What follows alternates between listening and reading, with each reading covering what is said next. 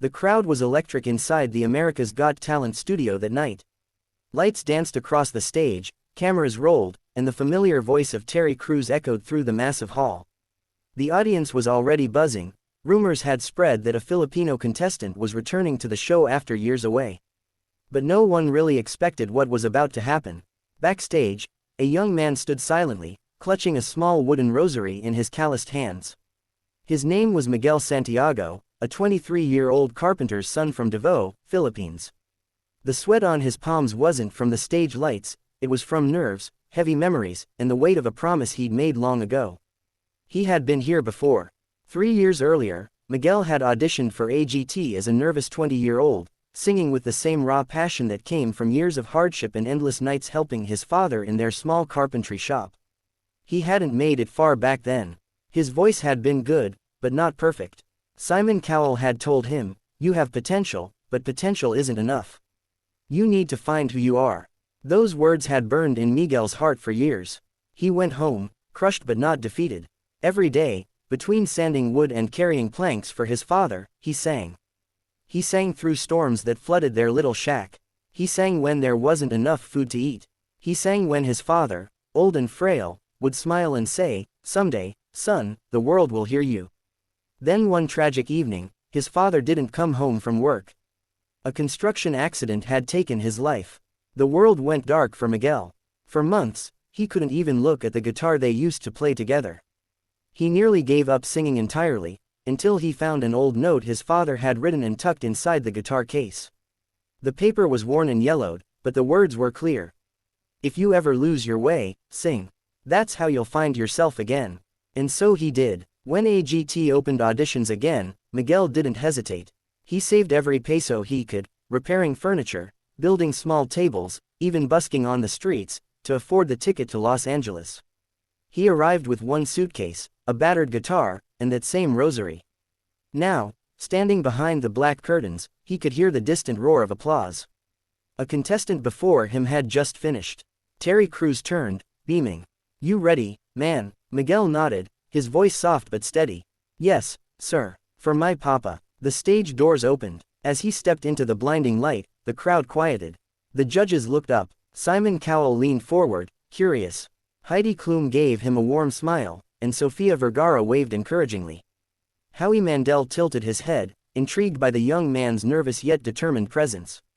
"Hello," Simon said, breaking the silence. "Welcome back to America's Got Talent." Miguel smiled shyly. "Hello, Sir Simon. It's good to see you again." Simon's eyebrows rose. "Have we met before?" "Yes, sir. 3 years ago. You told me to find myself before I tried again." Recognition dawned in Simon's eyes. "You're that young man from the Philippines, the carpenter's son." Miguel nodded, a flicker of pride in his eyes.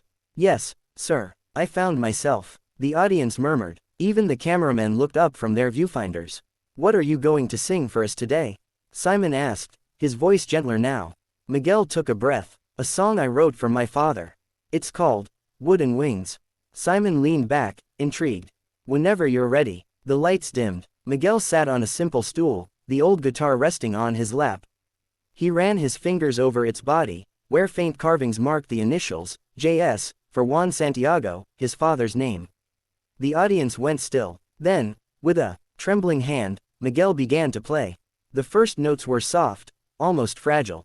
Then his voice broke through, clear, haunting, and full of ache.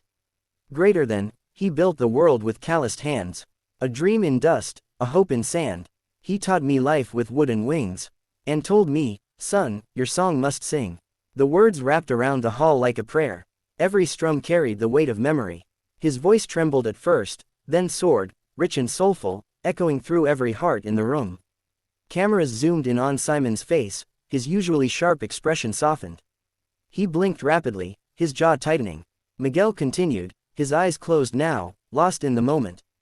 "Greater than, you're gone but here, your echo stays. In every nail, in every day.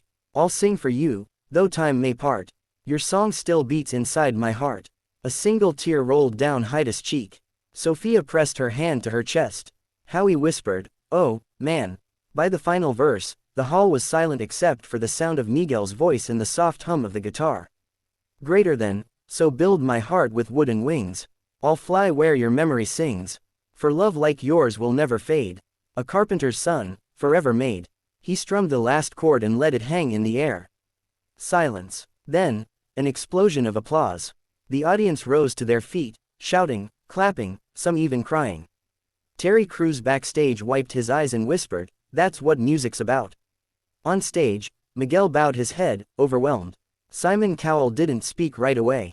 He simply looked at the young man, his eyes glistening under the lights. Then he stood up, slowly, and began to clap. The audience roared even louder. When the noise finally softened, Simon leaned into his mic. His voice cracked just slightly. "Miguel, I remember you now. You came here a few years ago, and I told you to find yourself.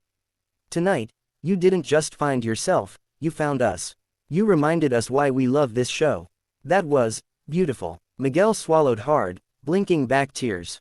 "Thank you, sir. That means everything." Heidi spoke next. "That song, it wasn't just about your father. It was about every person who's ever loved and lost someone. You have a gift." Sophia added, "You're not just a singer, Miguel. You're a storyteller. And that story, wow, was from your soul." Howie nodded. "You turned pain into art. That's something no training can teach."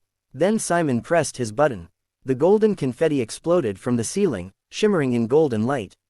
The crowd went wild as Miguel fell to his knees, crying into his hands. Terry Crews rushed out, lifting him up and shouting, "You did it, brother. You did it." Simon walked onto the stage, something he rarely did. He placed a hand on Miguel's shoulder and said softly, "Your father would be so proud. Never forget that." Miguel could barely speak. "Thank you, sir. I sang for him, and for everyone who still believes dreams are made with hard work." The clip went viral within hours. Across the world, millions of people watched as the poor carpenter's son brought one of the toughest judges in entertainment to tears. News outlets called it the performance that made the world cry. Twitter exploded with hashtags. Hashtag wooden wings, hashtag Simon cried, hashtag Filipino heart, and hashtag AGT legend. In Davao, children gathered around tiny TV screens to watch their hometown hero. Miguel's mother, Maria, sat on their wooden bench, holding her husband's old hammer and sobbing as she whispered, "He did it, Juan. Our boy did it." Miguel's life changed overnight. Offers poured in, from record labels, charities, and Filipino organizations worldwide. But Miguel refused to forget where he came from. He called his mother first. "Mama, we can fix the house now," he said, tears in his voice. She laughed between sobs. "You already did, Anik. You fixed our hearts." During the semifinals, Miguel performed again, this time a soulful rendition of "Bridge Over Troubled Water," mixed with a Tagalog verse he wrote himself. It was a performance that had the entire audience waving their phones like candles. Simon said, "You've become one of the best vocalists we've ever had on this show." But it was his final performance that sealed his legacy. He stood once more on that same stage, now dressed in a simple white shirt and jeans, nothing flashy. The lights dimmed, and he began a stripped-down version of "You Raise Me Up." Midway through the song, his voice cracked with emotion. He paused, looked up, and whispered, "For you, Papa." The audience fell silent. Then he sang the final verse, strong, full, and trembling with love. When the song ended, even Simon stood again, wiping his eyes openly this time. "I've seen thousands of performances," he said, "but very few make me cry. You're one of them." Miguel didn't win AGT that year. But when the results were announced, the audience chanted his name. For them, he had won. Weeks later, Simon invited him privately to record a song in London. The track, "Wooden Wings," was released online and hit millions of views within days. But Miguel didn't stop there. He used the money he earned to open a small music school in Davao for children who couldn't afford instruments or lessons. He named it the Wooden Wings Foundation, in honor of his father. In interviews, he often said, "My father built with his hands. I build with my voice." But both of us just wanted to make something that lasts. Years passed, and his story became a legend across both the Philippines and the global stage, a tale of humility, loss, and love. Schools invited him to speak. Music academies studied his song. Even Simon Cowell once said in an interview, "That young man reminded me that the heart of music isn't fame, it's feeling." One day, Miguel returned to the AGT stage, not as a contestant, but as a guest performer. He sang a duet with a young girl from Mindanao who had been inspired by his story. Before they performed, Terry Crews introduced him, the man who turned grief into gold, and made Simon Cowell cry. When Miguel took the mic, the audience cheered endlessly. He smiled, clutching his rosary again. 3 years ago, I came here with nothing but a dream, he said. Today, I stand here not because I'm special, but because I never stopped believing that even broken voices can build beautiful things. Then he sang, Wooden Wings, once more. This time, the lights dimmed into a warm golden glow. Behind him, on the screen, appeared a photo of his father, smiling, holding a piece of wood, and standing beside a young Miguel. The crowd wept. Simon Cowell, seated once again in his judge's chair, didn't even try to hide his tears. When the song ended, he rose, walked to the stage, and hugged Miguel tightly. You've come full circle, he whispered. Miguel smiled. Thank you, Sir Simon. I found myself, and I found home. The cameras captured it all, the tears, the applause, the embrace that symbolized years of struggle and triumph. When the episode aired, millions more around the world cried watching that moment. Comment sections filled with messages from fathers, sons, and dreamers alike. Greater than, this song healed me. I lost my dad too, and this gave me strength. He didn't win AGT, but he won life. In the years that followed, Miguel's music continued to touch hearts everywhere. He toured across Asia, the US, and Europe, but he always returned home to Davao, where he'd sit in his small workshop, fixing guitars for children who couldn't afford new ones. One afternoon, a little boy asked him, Sir Miguel, why do you still fix wood when you're already famous? Miguel smiled. Because music and wood are the same, kid, they both carry stories.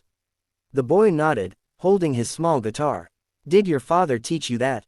Miguel's eyes softened. Yes, and one day, you'll teach someone too. As the sun set over the village, the sound of children singing drifted through the air, voices shaped by hope, faith, and the legacy of a carpenter's son who refused to give up. And somewhere, in the glow of that fading light, it felt as if his father's voice whispered once more. Sing, my son, that's how you'll keep building the world.